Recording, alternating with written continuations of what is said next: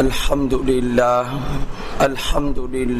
نحمده ونستعينه ونستغفره ونؤمن به ونتوكل عليه ونعوذ بالله من شرور أنفسنا ومن سيئات أعمالنا من يهده الله فلا مضل له ومن يضلله فلا هادي له ونشهد أن لا إله إلا الله وحده لا شريك له ونشهد أن سيدنا ومولانا محمدا عبده ورسوله أما بعد فأعوذ بالله من الشيطان الرجيم بسم الله الرحمن الرحيم وَلِكُلِّ أُمَّةٍ جَعَلْنَا مَنْسَكًا قال النبي صلى الله عليه وسلم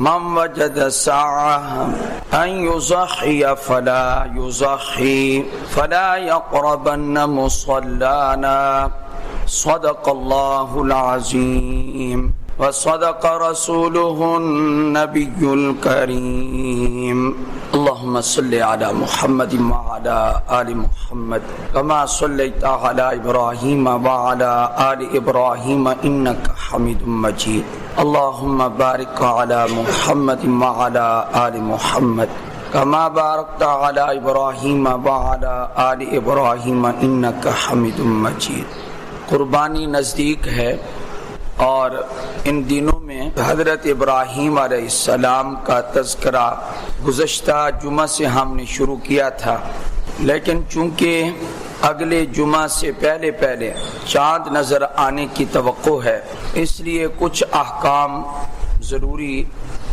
عرض کرنے ہیں۔ سب سے پہلی بات تو یہ ہے کہ ان دنوں میں ایک شور اٹھ جاتا ہے، پہلے اور طریقے سے شور اٹھتا تھا، اب ذرا اور طریقے سے اس کو نیا رنگ دیا گیا ہے۔ پہلے کچھ لوگ ہوتے تھے جو مغرب سے متاثر اور مسلمانوں میں انتشار پیدا کرتے تھے، اتنے جانوروں کو کاٹ دیا جاتا ہے، یہ مال کا ضیاع نہیں ہے؟ کسی کی بیٹی کی شادی کروا دو، تمہیں سارا سال کسی کی بیٹی نظر نہیں آتی، قربانی پہ موقع پر بیٹیاں نظر آ جاتی ہیں۔ پہلے اس قسم کا شور زیادہ اٹھتا تھا، قربانی نہ کرو، کسی غریب کی مدد کر دو، رفائی کاموں میں لگا دو، قربانی تو وہ بھی کر رہا ہے وہ بھی کر رہا ہے۔ یہ جو غریب ہیں یہ صرف 3 دن جو قربانی کے ہیں صرف انہی میں تمہیں نظر آتے ہیں، سارا سال کیوں نظر نہیں آتے؟ سارا سال غریب یاد کیوں نہیں آتے؟ بیٹیاں تو سارا سال ہوتی ہیں، غریب تو سارا سال ہوتے ہیں۔ یہ سوچی سمجھی سازش ہے کہ حکم الہی کو پورا نہ کیا جائے، مسلمانوں کا رخ کسی اور طرف پھیر دیا جائے۔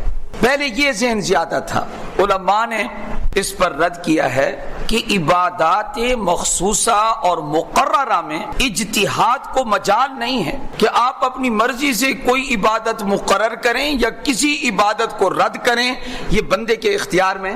یہ قربانی کسی کے دادا یا نانا نے مقرر کی ہے یا کسی کے ابا نے مقرر کی ہے تو تبدیل کر لو۔ یہ قربانی کس نے مقرر کی ہے؟ یہ اللہ نے مقرر کی ہے۔ تمہیں کس نے اختیار دیا ہے اللہ کے احکام بدلنے کا؟ یہ عقل کے گھوڑے دوڑانے اور قیاس آرائیوں کا اختیار تمہیں کس نے دیا ہے؟ آج کل ایک نیا رنگ ہے، وہ کیا؟ پچھلی حکومت رہی مہنگائی رہی، یہ حکومت آئی مہنگائی چل رہی ہے، کبھی شور نہیں سنا اتنا جتنا کہ قربانی نزدیک آ رہی ہے اور ہر بندہ کہہ رہا ہے وہی جانور مہنگے ہو گئے، کپڑے مہنگے نہیں ہوئے، سوٹ تم نے کم کیے بنوانا، اپنی شاپنگ جو تم کرتے ہو اس میں کمی کی ہے، مری کالام سوات کے دورے تمہارے کم ہوئے، ہوٹلوں پہ رہائشیں تمہاری کم ہوئی ہیں، وہ عیاشیاں تمہاری برقرار ہیں، اور ہر بندہ کیا کہ جانور بڑے مہنگے ہیں، اس سال قربانی بڑی مہنگی ہے۔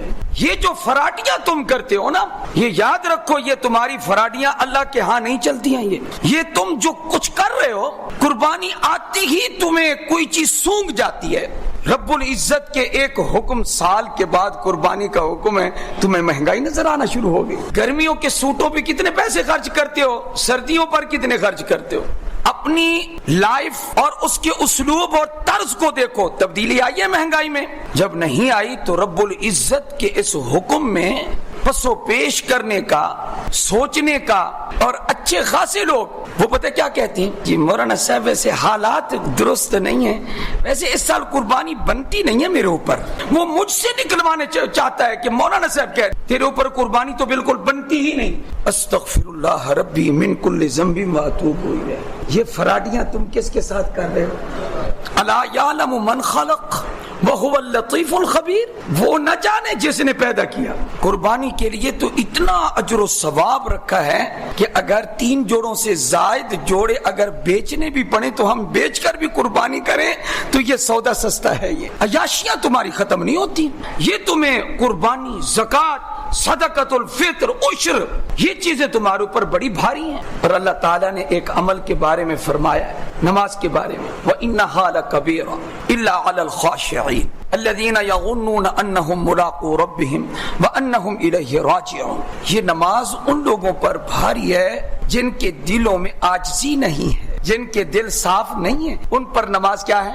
بھاری ہے۔ اور جو عاجزی کرنے والے ہیں اور جن کو یقین ہے کہ ہماری ملاقات رب سے ہونی ہے اور اس کے سامنے ہم نے پیش ہونا ہے، یہ نماز ان کے لیے بھاری نہیں۔ اس کا مطلب ہے یہ جو ہم ایک اجتماعی آواز لگانا شروع کر دیتے ہیں، یار بیل بڑے مہنگے ہو گئے، یار بھینسیں بڑی مہنگی ہو گئیں، بکرے بڑے مہنگے ہو گئے۔ اگر مہنگے ہو بھی گئے ہیں اور تمہارے 1000 زائد بھی لگ جائیں گے تو جتنے پیسے لگاؤ گے اللہ اتنا تمہیں اجر عطا فرمائے گا۔ ایک واجب کی ادائیگی سے پس و پیش کر رہے ہو۔ اتنے لوگ ہیں جو قربانی کی طرف توجہ نہیں دیتے، زکوٰۃ کی طرف توجہ نہیں دیتے، عشر کی طرف توجہ نہیں دیتے۔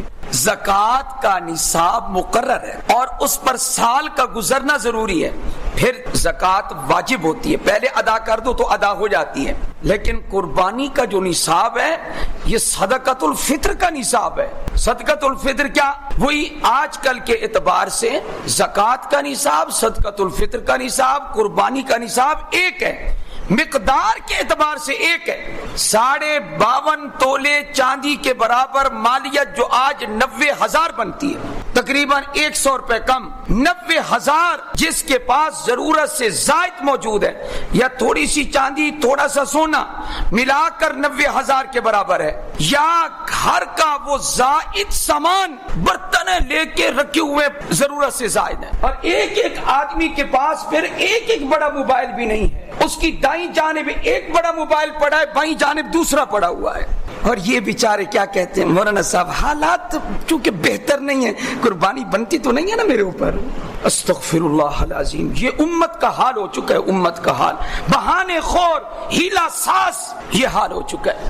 اس موبائل کی وجہ سے جو ضرورت سے زائد ہے آپ پر قربانی واجب ہے۔ بستر زائد، کپڑے زائد، ٹی وی گھر میں رکھا ہوا ہے، یہ ضرورت سے زائد، فرمایا ان تمام چیزوں کی وجہ سے کیا واجب ہو جائے گی؟ قربانی۔ عورتوں کے پاس زیورات ہیں، آپ قربانی کرتی ہیں؟ نہیں، وہ ایک ہی کر دیتے ہیں، میرے خامن صاحب کر دیتے ہیں، وہ میری طرف سے بھی ہو جاتی ہے، سارے بچوں کی طرف سے ہو جاتی ہے، بلکہ آج کل تو یوں شروع ہے کام، کیا سارا پیسہ اس کے دادے ابا کے پاس ہے، نانا ابا کے پاس ہے، وہ سب کی طرف سے ایک ہی قربانی کر دیتے ہیں۔ لاکھوں کا، کروڑوں کا کاروبار، 7 بیٹے ہیں تو سب کا کاروبار ہے، اگر 7 بہویں ہیں تو سب کے پاس نصاب کے برابر سونا چاندی زیورات روپیہ موجود ہے، لیکن قربانی کرنے کا نام و نشان نہیں ہے۔ مال میں برکت نہیں ہوگی، حکمران ایسی مسلط ہوں گے، یہ حکمران ایسے آ جاتے ہیں، یہ ہماری بدعمالیوں کی۔ اللہ تعالیٰ فرماتے ہیں کہ لوگوں کے قلوب میری 2 انگلیوں کے درمیان میں، میں جدھر چاہتا ہوں پھیر دیتا۔ اللہ فرماتے ہیں اگر تم میری اطاعت کرو نا تو اللہ عجیب بات ارشاد فرماتے، تمہارے فصلوں کو ہرا بھرا کرنا یہ میرا کام ہے۔ حدیث پاک میں اس کی صورت موجود ہے، کیا رات کو تم سو جاؤ، رات کو بارش کر دوں، دن کو میں دھوپ نکال دوں، تمہارے کاروبار بھی بند نہ ہو اور تمہارے کھیت ہرے بھرے بھی رہیں، فرمایا تم میری اطاعت کرو تو دیکھو میں تمہیں کیسے خوشحال رکھتا ہوں۔ ہم نے کچھ اور سمجھ رکھا ہے، ہم نے بخل کا راستہ اختیار کیا، وہ بھی اللہ کے احکام میں۔ آپ حضرات وعدہ کریں کہ قربانی کریں گے بھی صحیح اور دل کی خوشی سے کریں گے انشاءاللہ۔ جو کرو کس کے لیے کرو جی؟ قربانی کس کے لیے کرو؟ اللہ۔ اللہ کرے کوئی سال نہ چھوٹے ہم سے اور ہم ہمیشہ کیا کرتے رہیں. حضور اکرم صلی اللہ علیہ وآلہ وسلم مدینہ پاک تشریف لائے, زندگی توحید اور سنت والی ہو اور پھر مدینہ میں رہنا نصیب ہو جائے. میں پڑھ رہا تھا, وہب بن منبہ رحمہ اللہ کے پاس ایک آدمی آیا, اس نے کہا جی مجھے نصیحت فرمائیں. بعض اوقات نصیحت تھوڑی سی بھی کوئی کرتا ہے نا تو وہ بڑی کام کی ہوتی ہے. انہوں نے کہا موت کو یاد کیا کرو, امیدیں کم رکھا کرو, اپنی دنیاوی امیدوں کو سمیٹو, ذرا ان کو مختصر کرو, لمبے لمبے منصوبے قائم نہ کرو, قصر عمل کا, اپنی امید کو کوتاہ کر. تو آج عجیب بات میرے ذہن میں آئی, میں نے کہا ہماری مسجد میں جب واز سننے لوگ آئیں گے وہ کہیں گے بھی یہ عجیب واز ہو رہا ہے کہ دنیاوی منصوبے کم کریں. جب یہ پراپرٹی ڈیلر کے پاس جا کر بیٹھیں گے وہ کہے گا ادھر فلاں پلاٹ فروخت ہو رہا ہے, کیا کام کا پلاٹ ہے, ہاں جی یہ بنا لو ابھی سے لے لو. تاجر کے پاس بیٹھو گے تو وہ کیا کہے گا, یوں پیسہ لگاؤ تمہارا کاروبار عروج پہ چلا جائے گا. میں نے کہا ہر محفل کا رنگ علیحدہ ہے. تو 7ویں دن جمعہ آنا چاہیے نا جس میں موت کا بھی ذکر آئے, جس میں کچھ جنت اور جہنم کا ذکر بھی آنا چاہیے یا نہیں آنا چاہیے. تو حضرت نے فرمایا موت کو یاد کیا کرو, نمبر 2 اپنی امیدوں کو کوتاہ کرو, اور تیسری نصیحت کرنے سے پہلے فرمایا اگر وہ چیز تجھے نصیب ہو جائے تیری عبادت بھی کامل, تیری زندگی بھی کامل, تیری ہر چیز کامل. اب وہ جو سامع تھا وہ سننے لگا کہ تیسری چیز ہے کون سی. فرمایا اگر وہ تجھے نصیب ہو جائے تو کیا بات ہے, تیری عبادت میں لذت کی کیا بات ہے, مختصر بھی کرے گا تو لذیذ ہو جائے گی تیری عبادت. فرمایا توکل علی اللہ, اللہ پہ بھروسہ کر کے زندگی گزار. کس پہ بھروسہ کرو, اللہ پہ.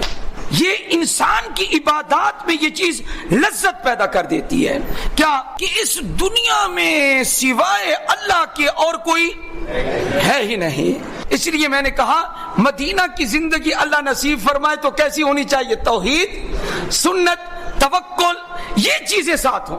تو مدینہ پاک میں نبی کریم صلی اللہ علیہ وآلہ وسلم 10 سال رہے. حضرت عبداللہ ابن عمر رضی اللہ تعالیٰ عنہ فرماتے ہیں یضحی, آپ علیہ السلام ہر سال قربانی کرتے رہے, کبھی بھی حضور علیہ السلام کا ناغہ نہیں ہوا. آپ ہمیشہ قربانی کرتے رہے, بلکہ جب آپ حج پہ تشریف لے گئے آپ کے ساتھ آپ کی ازواج مطہرات, ہم سب کی روحانی مائیں, امت کی سب سے زیادہ بزرگ خواتین, روحانیت کی مالک آپ صلی اللہ علیہ وسلم کے ساتھ حج پر موجود تھیں. تو آپ علیہ السلام نے اپنی بیویوں کی طرف سے قربانی میں ایک گائے ذبح فرمائی. اب آپ نے اپنی قربانی کرنی تھی تو آپ صلی اللہ علیہ وسلم کے لیے 1-2 بکرے بھی کافی تھے, لیکن قربانی کا عمل نبی علیہ السلام کو کتنا زیادہ محبوب تھا, 1-2 بکرے نہیں بلکہ آپ علیہ السلام نے اپنی طرف سے 100 اونٹ قربان فرمائے. بخاری میں, مسلم میں, ابو داود میں. اور پھر آپ علیہ السلام نے اونٹوں کو کھڑا کیا, ایک اونٹ, اور عجیب منظر تھا. صحابہ کہتے ہیں ہم نے ایسا منظر نہیں دیکھا. حضور علیہ السلام تیاری فرما رہے ہیں میں ان کو قربان کروں. اب اونٹ سارے کھڑے ہیں, ان کو ذبح کرنا ہے. تو وہ جو اونٹ تھے نا, ہر اونٹ آگے گردن کرتا تھا. میں حاضر خدمت, آپ کا آرڈر چاہیے, غلام حاضر ہے. حکومت ایسی ہونی چاہیے نا. بھلا آمنہ کے لال کی بھی کوئی ریس کر سکتا, کوئی مثال ہے حضور کی صلی اللہ علیہ وآلہ وسلم. فرمایا گردن جھکا کے آگے آ جاتے, مجھے پہلے ذبح فرمایا. سبحان اللہ, راج کہنا اس کو کہتے ہیں. ایک مرتبہ اذان ہو رہی تھی ہمارے جامعہ میں, اور اذان جو ہو رہی تھی وہ اذان دینے والا مدینہ طیبہ کی اذان کی نقل کر رہا تھا. اس وقت جب اس نے پڑھا اشہد ان محمد رسول اللہ, میں نے کہا ہزاروں میل ہم مدینہ سے اس وقت دور ہیں, لیکن کیا کہنے حضور کی شان کے, مؤذن ہر جگہ کہہ رہا ہے اشہد ان محمد رسول. ہاں جی, میں گواہی دیتا ہوں کہ محمد صلی اللہ علیہ وسلم اللہ کے رسول. ہر اذان میں ہمارے نبی کا نام ہے, شان یہ اس کو کہتے ہیں. اصل عزت وللہ العزت ولرسولہ وللمؤمنین. عزت تو اصل کس کی ہے, اللہ کی ہے, اور اللہ کے رسول کی ہے, اور اللہ کے رسول کے ساتھ جو مومنین تھے اصل عزت تو ان کی ہے. صحابہ کے چرچے, بس تو آپ کی میری بس یہ ہے کہ زبردستی کہیں بنا لے عزت. اللہ اکبر کبیرہ. من کان یرید العزت فللہ العزت جمیعا. قرآن نے تو فیصلہ کر دیا, اللہ نے کہہ دیا عزت جو چاہے اس کو بتا دو ساری عزتوں کا مالک اللہ ہے. من کان یرید العزت فللہ العزت جمیعا الیہ یصعد الکلم الطیب والعمل الصالح یرفع. یہ قرآن کا اسلوب دیکھیں, طرز دیکھیں آپ, قرآن کیا کہہ رہا ہے. ہاں عزت تو ساری اللہ کے قبضے میں ہے. ایک چیز بڑی مزیدار ہے, کیا اللہ کی طرف اٹھتی ہے, اللہ کی طرف پہنچتی ہے, اللہ کی بارگاہ میں تمہارے پاس سے جب صادر ہوتی ہے تم سے, وہ سیدھی ادھر جاتی ہے, اللہ کے پاس جاتی ہے. وہ کون سی چیز ہے؟ الکلم الطیب, وہ پاکیزہ کلمات جو تمہاری زبان سے نکلتے ہیں, اللہ کو پسند آتے ہیں, اللہ اپنے پاس اٹھا لیتا ہے ان. وہ کون سے کلمات ہیں؟ سبحان اللہ والحمدللہ ولا الہ الا اللہ واللہ اکبر. بات سے بات یاد آئی تو میں عرض کر دوں, نام سنا ہوا ہوگا ایک بادشاہ کا, سلیمان بن عبد الملک. وہ ایک دن مسجد میں آیا. پہلے جو حکمران تھے نماز کے پابند ہوتے تھے. دیکھا تو کیا دیکھا, مسجد میں ایک بوڑھا آدمی موجود ہے. اس بوڑھے آدمی کو بلا کر کہا ادھر آؤ بات سنو. اب بادشاہ تھا, بادشاہ ان کے اپنے ہوتے ہیں معاملات. اشارہ جو کیا تو بوڑھا آدمی آ گیا. ہاں جی بادشاہ سلامت. کہا تمہاری عمر زیادہ ہو گئی ہے. ہاں موت کو پسند کرتے ہو؟ بوڑھے نے کہا لا, میں موت کو پسند نہیں کرتا. جو توقع تھی وہ اس کے خلاف جواب دیا, لا میں موت کو پسند نہیں کرتا. سلیمان بن عبد الملک نے کہا کیوں, لما, کیا وجہ ہے کہ موت کو تم پسند نہیں کرتے؟ بس یہ جملہ پلے باندھ لینے کا ہے. تو کہنے لگا ہاں میں بوڑھا ہوں, کمزور ہوں, لیکن جب میں بیٹھا ہوتا ہوں, سویا ہوا ہوتا ہوں, جب میں اٹھتا ہوں میں اس وقت پڑھتا ہوں بسم اللہ, اور پھر جب میں اپنا کام کر لیتا ہوں, کام کر کے پھر میں بیٹھتا ہوں, تو بیٹھنے کے بعد میں پڑھتا ہوں الحمدللہ. یہ جو میرا بسم اللہ پڑھنے والا عمل ہے, یہ جو میرا الحمدللہ پڑھنے والا عمل ہے, اس پر مجھے اجر مل رہا ہے, اور موت آ گئی تو یہ عمل رک جائے گا, اجر ختم ہو جائے گا. اس لیے میں چاہتا ہوں کہ میرا یہ عمل کیا رہے, جاری رہے. ہم تو حیران ہیں کہ جب یہ عشرہ شروع ہوتا ہے, پہلا عشرہ ذوالحج کا, وہ عشرہ اتنا قیمتی ہے. اللہ نے اس عشرے کا قرآن میں ذکر کیا, والفجر ولیال عشر والشفع والوتر واللیل اذا یسر. اللہ نے قرآن میں ذکر کیا. اللہ نے کہا والفجر, قسم ہے فجر کی, ولیال عشر, قسم ہے 10 راتوں کی. 10 راتیں کون سی جو آ رہی ہیں؟ اللہ کرے ہمیں نصیب ہو جائیں وہی بات بوڑھے والی, اللہ کرے موت نہ آئے, اور یہ بھی ہمیں کیا ہو جائے, نصیب ہو جائے 10 راتیں. رات کی عبادت, دن کا روزہ. اور اگر آج کل کوئی رکھ لے 9 روزے اور رات کو تہجد بھی پڑھ لے تو کیا بات ہے, لیکن کم از کم گرمی کا موسم ہے, اتنا تو آپ کر لیں, ارادہ کر لیں آپ حضرات کہ 9 ذوالحج کا روزہ, اس کی تو بہت فضیلت حدیث پاک میں آئی ہے, اس کو تو انشاءاللہ ہم میں سے کوئی بھی نہیں چھوڑے گا. 9 ذوالحج. نبی کریم صلی اللہ علیہ وآلہ وسلم نے فرمایا یہ ایسا روزہ ہے, ایک روزہ ایسا ہے, 1 سال پہلے کے 1 سال بعد کے 2 سالوں کے گناہ اللہ اس ایک روزے کی برکت سے معاف فرما دیتے ہیں. صحیح حدیث میں موجود ہے. یہ وہ حدیث ہے کہ جس پر کوئی کلام نہیں ہے, تمام کا اتفاق ہے, اور اس پر عمل کرنے کی آپ کوشش فرمائیں. ایک اس عشرے کا اور عمل ہے, جن حضرات نے قربانی کا جانور لے رکھا ہے یا ارادہ کر رہے ہیں, قربانی کرنی ہے انہوں نے, حضرت ام سلمہ رضی اللہ تعالیٰ عنہ سے روایت ہے, آپ علیہ الصلوۃ والسلام نے فرمایا من کان عنده ذبح واراد ان يذبحه فرأى هلال ذی الحجہ فلا يمس من شعره ولا من اظفاره. جو قربانی کرنے والے ہیں ذوالحج کا چاند نظر آنے کے بعد ان کو چاہیے اپنے ناخن بھی نہ کاٹے, اپنے بال بھی نہ کاٹے. یہ سنت 1 سال کے بعد آتی ہے جس کو ہم نے زندہ کرنا ہے. اس لیے 1-2 دن پہلے ہی اپنے ناخن وغیرہ صاف کر لیں, اور پھر کب تک نہیں کرنے ہم نے, جب تک ہمارا جانور قربان نہیں ہوتا. چاہے وہ پہلے دن قربانی کریں آپ, چاہے دوسرے دن کریں, چاہے تیسرے دن, سب سے افضل قربانی تو پہلے دن ہے. لیکن آپ پھر اس سنت کو مکمل ادا کریں, کب تک اپنے بال اور ناخن نہ کاٹیں جب تک آپ کا جانور ذبح نہیں ہوتا.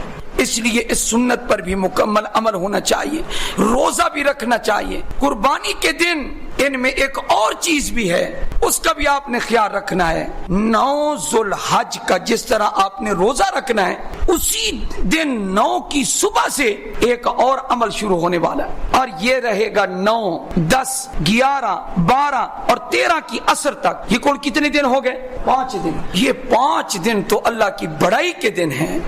آپ نے کیسے تکبیر پڑھنی ہے؟ اللہ اکبر، اللہ اکبر، لا الہ الا اللہ، واللہ اکبر، اللہ اکبر وللہ الحمد۔ یہ تکبیریں آپ نے بآواز بلند پڑھنی ہے۔